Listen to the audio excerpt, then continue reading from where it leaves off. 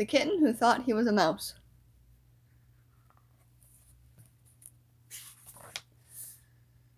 There were 5 Miggses, Mother and Father Miggs, and Lester, and 2 sisters.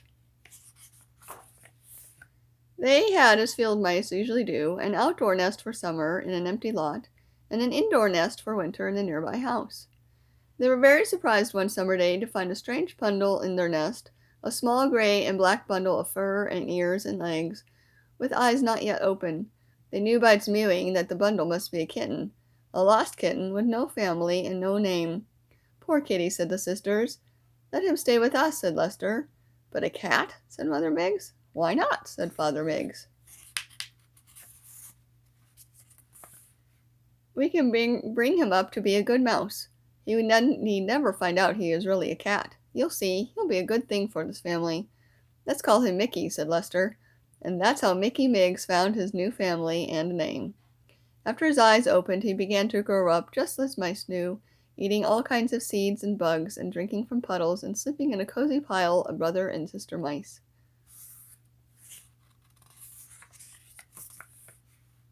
Father Miggs showed him his first tomcat at a safe distance, and warned him to keep away from all cats and dogs and people. Mickey saw his first mousetrap. "The most dangerous thing of all," said Mother Miggs, when they moved to the indoor nest that fall. Mickey became useful in fooling the household cat Hazel. He would hide in a dark corner, and then "meow, meow," he'd cry. Hazel would poke around, leaving the pantry shelves unguarded while she looked for the other cat. That gave Lester and his sisters a chance to make a raid on the leftovers. Poor Hazel. She knew, she heard, even smelled another cat, and sometimes saw a cat's eye shining in a corner, but no cat ever came out to meet her.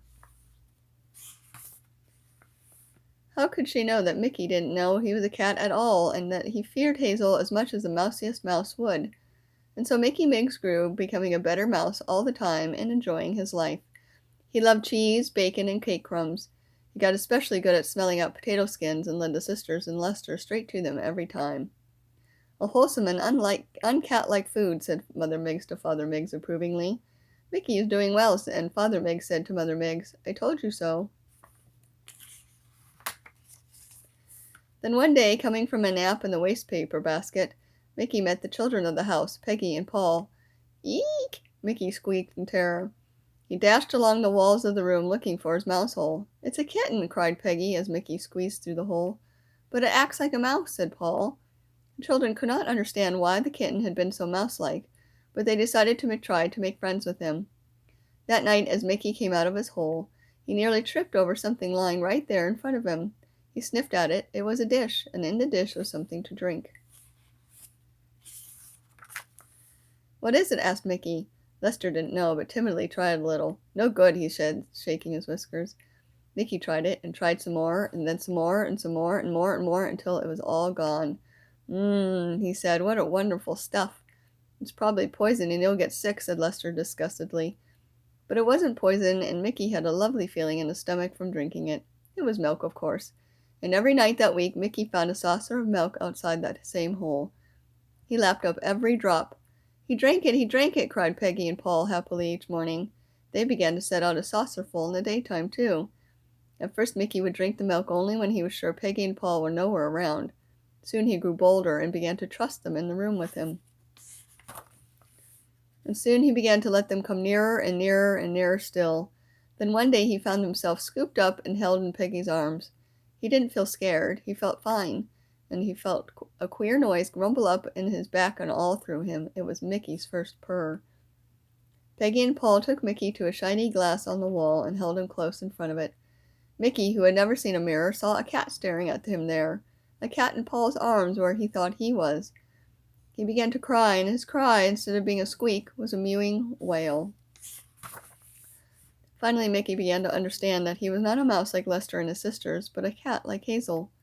He stayed with Peggy and Paul that night, trying not to be afraid of his own cat self. He still didn't quite believe it all. However, next morning he crept back through his old hole, straight to Mother Miggs. "Am I really a cat?" he cried. "Yes," said Mother Miggs sadly, and she told him the whole story of how he was adopted and brought up as a mouse. "We loved you and wanted you to love us," she explained. It was the only safe and fair way to bring you up." After talking with Mother Miggs, Mickey decided to be a cat in all ways. He now lives with Peggy and Paul, who also love him, and who can give him lots of good milk and who aren't afraid of his purr or his meow. Mickey can't really forget his upbringing, however. He takes an old rubber mouse of Peggy's to bed with him.